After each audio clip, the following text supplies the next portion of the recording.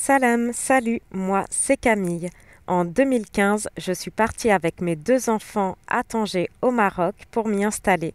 Et en 2021, nous avons fait l'acquisition d'un camping-car pour vivre à l'année dedans. Donc si tu souhaites embarquer avec nous dans l'aventure, abonne-toi à la chaîne.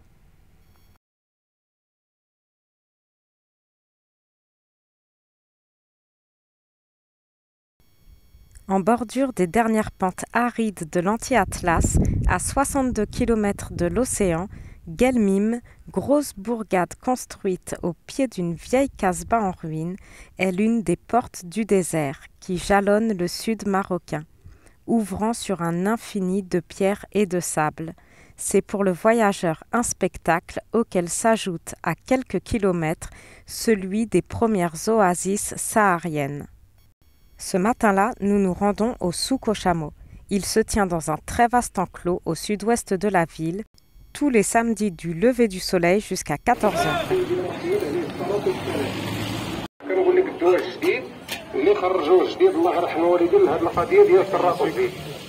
Ce marché hebdomadaire est la grande attraction de Guelmim. Le jour se lève sous un grouillement d'hommes et de bêtes arrivés là au cours de la nuit, et une partie de l'enclos est réservée aux chèvres, aux ânes et aux moutons, et dans l'autre, plusieurs dizaines de dromadaires, parfois jusqu'à plusieurs centaines, foulent le sable de leurs pas mous, tandis qu'à l'écart se tiennent d'interminables palabres où se joue leur sort. Les chamelons achetés ici seront revendus une fois parvenus à l'âge adulte. Et si vous êtes intéressé, pensez à examiner les dents de votre future acquisition. Vérification indispensable pour déterminer l'âge de la bête. Sachez en tout cas que les marchés se concluent sur parole et les versements se font en espèces, après quoi l'acquéreur coupe à la bête une touffe de poils qui symbolise sa prise de possession, puis l'entrave en lui liant une patte repliée. Tout le monde au Maroc les appelle les chameaux, mais ce sont en réalité des dromadaires puisqu'ils ont une seule bosse et le dromadaire est surtout connu pour sa sobriété et son endurance. Au plus fort de l'été, on doit en principe l'abreuver tous les 3 ou 4 jours, mais s'il ne travaille pas trop durement et dispose de bons pâturages, il peut rester plusieurs semaines sans boire. Son lait, beaucoup plus riche que le lait de vache, est souvent la nourriture essentielle des nomades. Et sa chair fait le délice des amateurs que nous avons d'ailleurs goûté et partagé dans la précédente vidéo, et au moment de sa mue annuelle, son poil fournit de quoi fabriquer vêtements, tapis et couvertures, et jusqu'à son crottin qui est recherché pour ses qualités de combustible.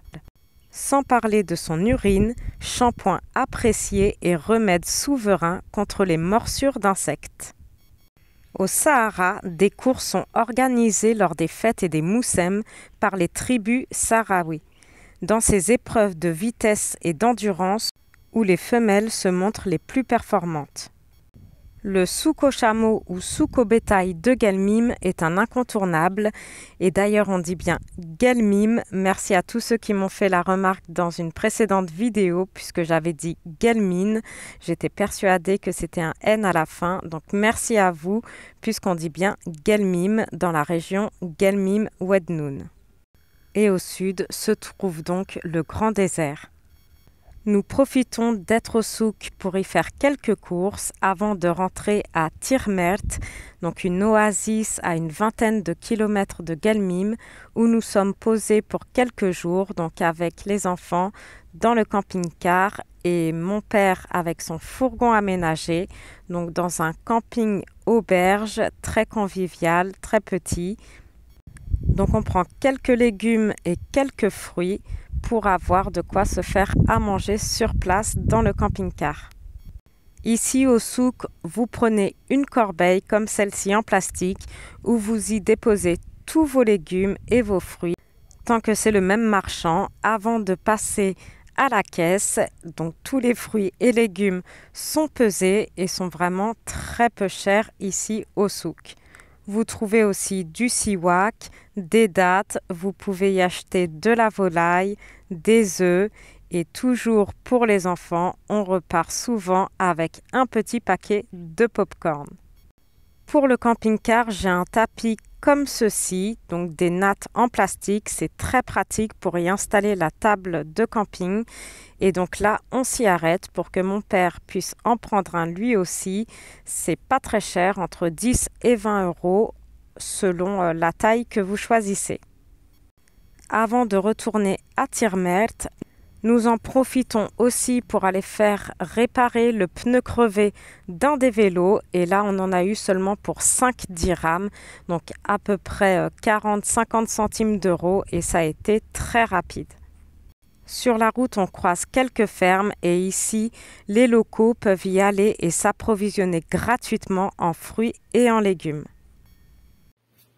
Donc là, j'ai eu tout ça pour 10 dirhams, ça fait à peine 1 euro. Et on a pris aussi une dizaine de figues pour 5 dirhams, donc à peine 50 centimes d'euros. Donc pour 15 dirhams, 1,50 € environ, on a de quoi se faire un bon repas avec une ratatouille et des figues pour le dessert. Tout ça dans ce superbe environnement, dans ce beau jardin du camping auberge, donc à Tirmert, une palmeraie, une oasis au bord de la rivière. Il fait très chaud, mais heureusement avec les murs en pisé, ça garde bien le frais. C'est un super isolant et d'ailleurs je vais vous montrer un peu plus tard la fabrication du pisé. On y a aussi rencontré plusieurs familles, on a pu échanger avec eux en anglais, ça a travaillé aussi en même temps notre anglais. Et là, voici la fabrication du pisé. Donc c'est de la terre, de la paille et parfois de la chaux. Et les murs, les maisons, les habitats de la région et de beaucoup de régions au Maroc sont faits en pisé et c'est un super isolant. Et c'est aussi très très beau, j'aime beaucoup ces couleurs. Et ça fait une architecture traditionnelle sublime. Oui, c'est parti. On va au musée des nomades. Sur la route pour le musée, donc c'est le musée de la mémoire nomade. Donc c'est dans l'oasis, juste à côté, à seulement 3-4 km. Là, en arrivant, on peut voir tous les palmiers, les troncs des palmiers qui ont brûlé. On traverse des étroites petites ruelles et on nous a expliqué plus tard qu'il y a 1 an, le village entier a pris feu. Il y a eu plus de 80 animaux brûlés, des habitations brûlées. Une partie du musée aussi a été brûlée. Le musée a perdu 3-4 pièces, beaucoup d'objets de collection. Il n'a pas plu depuis plus de 4 ans dans la région, donc la terre est très très sèche. Donc on arrive au musée par cette porte et dans cette casbah qui date de plus de 300 ans. Et toutes ces portes qui sont aussi centenaires, qui ont été fabriquées en bois de palmier. Et on y trouve plusieurs objets insolites comme ces Mikado tout à droite. C'est le bois de l'acacia. Là, c'est des calebasses. Voilà. Ici, c'est un filtre à l'eau. Fibre de palmier. Avant, ils mettent le coton, les charbons et le caillasse pour filtrer l'eau. Là, c'est la première génération, c'est un poulie. C'est de l'acacia et là, c'est le deuxième. C'est un peu moderne. Hein, et là, monsieur, c'est l'huile d'ocade. L'huile de cap. Oui, Cad. Différents âges. Le sel, il a déjà fait la navette plusieurs fois. C'est Changuetti, Tichit, Timbuktu plusieurs fois. Mais le plus vieux sel, ils sont là, 130 ans. Il a déjà fait plusieurs fois d'ici la navette. Tichit, l'autre. Ça, les anciens clés de bois. Magnifique. Ouais, ouais. Ça, c'est les clés. Les clés en bois. Oui. Ah oui, voilà. Ça j'en ai vu en Pour Afrique. les gros verrous. Hein? La visite est passionnante et on nous trouve aussi des pinces à linge en bois comme ici, des gourdes, des sandales pour les vergers, des peignes et aussi ces soutiens-gorge pour chamelles. Les théières, les verres. Oui, c'est important. Ouais, ouais, ouais. Un baraté. Voilà, un baraté, oui. C'est très très important en cas de voyage. On a ça, Dans le bougeoir. camping, il y a ça. Alors pas l'huile, mais moderne aussi des autres. Ça c'est des balances, mais pas anciens. Là, c'est une sorte de mesure. Plein, ça veut dire 20 kg sauf l'orge le blé. Là, c'est pour l'enceinte. Là. Là, c'est une sorte de mesure 1 kg de pour la farine, pour l'huile d'argan, c'est fermé avec un gouttière. D'accord. Alors tu mets comme ça, il y a un gouttière, ça descend, seulement. Ça, Tu mets les grains par ici, la farine ça tombe, tu vois. D'accord. Voilà.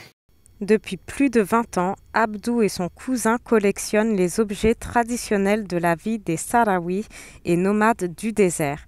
Ils exposent aujourd'hui cette collection exceptionnelle dans une casbah de plus de 300 ans, qui a été rénovée à l'ancienne avec des planches en fibre de palmier. La visite est de 25 dirhams par personne et depuis le Covid, depuis plus d'1 an et demi, nous avons été les premiers visiteurs. Vous y trouvez aussi un silo à grains, ce silo qui est très profond, et on y trouve aussi des objets comme ces poudres à canon qui datent de 1940 des Français, puisque Tirmert a été sous protectorat français. Si cette visite vous a plu, je vous laisse le numéro de Abdou qui vous fera visiter le musée dans la description de la vidéo. Et n'oubliez pas de liker, commenter et partager la vidéo.